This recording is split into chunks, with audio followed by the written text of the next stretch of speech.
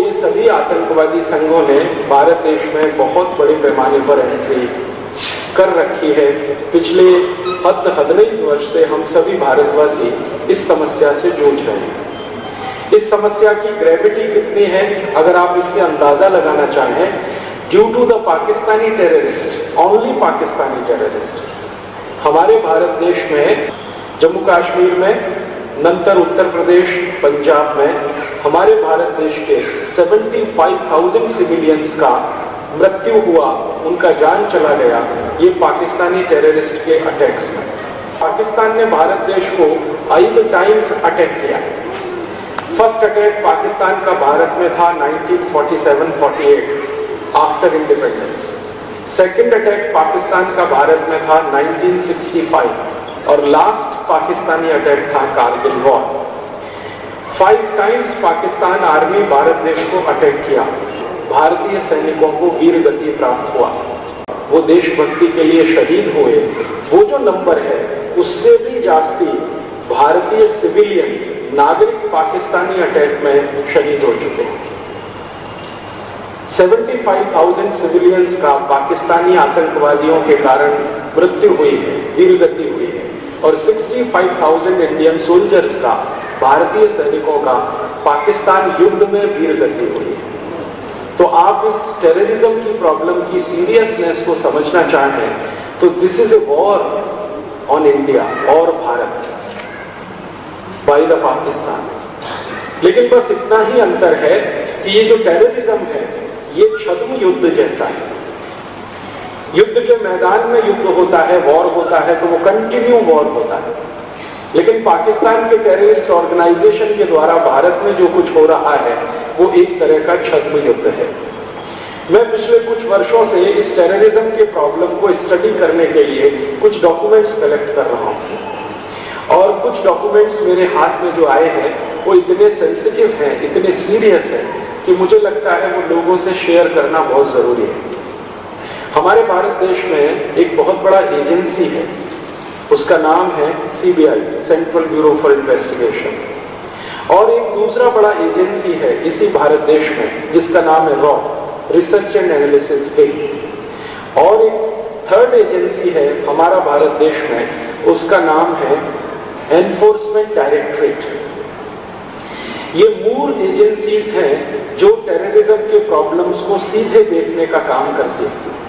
बाहर देश से होने वाला जो टेररिज्म है जिसके लिए पूरी तरह से होलसेल रेस्पॉन्सिबिलिटी है रॉ का, इंटरनल टेररिज्म जो हमारे देश में है उसके लिए होलसेल रेस्पॉन्सिबिलिटी है CBI का, और टेररिज्म को भारत में फैलाने के लिए, भयोत्पादन को भारत देश में ज्यादा से ज्यादा एरिया तक ले जाने के लिए जो फाइनेंसेस का लेन देन होता है, पैसे का लेन देन होता है, पैसे आते हैं, हथियार आते हैं, उसको देखने का काम है हमारे देश के एनफोर्समेंट डायरेक्टरेट का। एक बार मैं एनफोर्समेंट डायरेक्टरेट की कुछ फाइल वहां के डायरेक्टर की मदद से देख रहा था, और मैंने उनसे एक रिक्वेस्ट किया था कि मुझे एक माहिती चाहिए, एक इंफॉर्मेशन चाहिए कि भारत देश में जो पाकिस्तानी टेररिस्ट हैं, ईयरली, एवरी ईयर, प्रतिबंध वर्ष में इनका खर्चा कितना है, वो कितना एक्सपेंडिचर करते हैं। भारत में बॉम्ब ब्लास्ट होता है, फॉर एग्जाम्पल थोड़े दिन पहले आपने देखा मुंबई में रेल में बम ब्लास्ट हुआ, उसके भी पहले आपको याद होगा बेंगलोर में इंडियन साइंस इंस्टीट्यूट में बम ब्लास्ट हुआ। ऐसे समय समय पर, अभी थोड़े दिन पहले समझौता एक्सप्रेस में बम ब्लास्ट हुआ, बसेस में बम ब्लास्ट होते रहते हैं, सिनेमा हॉल में बम ब्लास्ट होते रहते हैं। तो ये जो टोटल बम ब्लास्ट हैं, गवर्नमेंट ऑफ इंडिया इनकी इंक्वायरी कराती है समय समय पर, तो ये बम ब्लास्ट में यूज होने वाला मनी कितना है, धन कितना है, कितने धन की ताकत से ये सारा ऑपरेशन चलता है भारत देश में। तो एनफोर्समेंट डायरेक्टरेट्स के फिगर्स हैं जिनको सुनकर मैं हैरान हो गया। वो बोलते हैं पर ईयर भयोत्पादन संघों के द्वारा भारत देश में भयोत्पादन का कार्य करने के लिए 18,000 कोटी रुपए यूज होता है। अर्थात कर्नाटक राज्य का 6 मंथ्स बजट, कर्नाटक राज्य का 18,000 कोटी रुपए का है। गवर्नमेंट ऑफ कर्नाटका का टोटल बजट वो है 36,000 करोड़, और उसका 50%, it mean 6 months budget terrorist organisation के द्वारा, भयोत्पादन संघों के द्वारा इस देश में इस्तेमाल किया जा रहा है। जब मुझको ये फिगर्स मिले तो मैंने इनका क्रॉस वेरिफिकेशन किया, सीबीआई से, रॉ से और एनफोर्समेंट डायरेक्टरेट, तीनों एजेंसीज इस फिगर को मानते हैं कि दिस इज 100% करेक्ट। अभी 18,000 कोटी रुपए भयोत्पादन संघों को भारत में आता है आउटसाइड से, बाहर देशों से, वो भारत देश में से जनरेट नहीं होता है। आपको एक इंटरेस्टिंग इंफॉर्मेशन मैं शेयर करना चाहता हूं, वो ये कि भारत देश के अंदर भयोत्पादन का कार्य करने वाले जो विदेशी आतंकवादी, पाकिस्तानी भयोत्पादक हैं, उनको भारतीय भूमि से धन नहीं मिलता। उनको भारत की भूमि से जो धन नहीं मिलता है वो बाहर से लाते हैं, और वो सभी धन हवाला के थ्रू भारत देश में एंट्री होता है। आप जानते हैं हवाला इलीगल ट्रांजैक्शन है मनी का। भारत सरकार को जानकारी ना देकर, भारत के इनकम टैक्स ऑफिसर्स और उनकी एजेंसीज को जानकारी दिए बिना जो धन भारत में आता है थ्रू हवाला ट्रांजैक्शंस और डायरेक्ट आतंकवादियों के हाथ में चला जाता है। कभी कभी आप न्यूज़पेपर्स पढ़ते होंगे और उसमें न्यूज देखते होंगे तो आपने बार बार ये न्यूज देखा होगा कि कोई भयोत्पादक संघ का कार्यकर्ता, आतंकवादी, भयोत्पादक पुलिस ने पकड़ा और उसके पास 10 लाख रुपए मिले, 15 लाख रुपए मिले, 20 लाख रुपए उससे उन्होंने रिकवर किए। अभी रुपए जो भारत में एंट्री होता है थ्रू हवाला, इसका जो रूट है वो रूट क्या है? ये 18,000 कोटी रुपए भारत का जो एंट्री हो रहा है, इसका रूट है पाकिस्तान से ये धन शुरू होता है, अपनी यात्रा पर शुरू करता है। पाकिस्तान से ये धन गल्फ कंट्रीज में जाता है। Gulf countries for example Saudi Arab, संयुक्त अरब अमीरात, ओमान, बहरीन, कुवैत आदि आदि।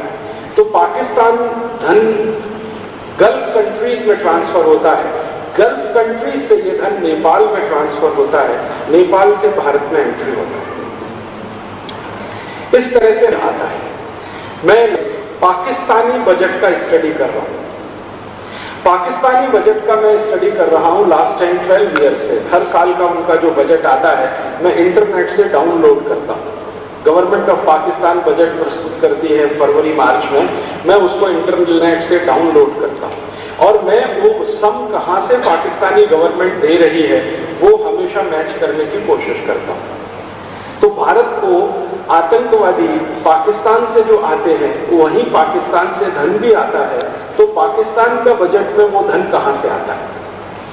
क्या पाकिस्तानी सरकार पाकिस्तानी नागरिकों के टैक्स कलेक्शन का पैसा भारत के भयोत्पादकों को देती है? एक ये प्रश्न हो सकता है। या पाकिस्तानी सरकार को ये धन सऊदी अरब और गल्फ कंट्रीज से डोनेशन में आता है और पाकिस्तानी गवर्नमेंट को ये धन कोई थर्ड सोर्स से भी आ सकता है।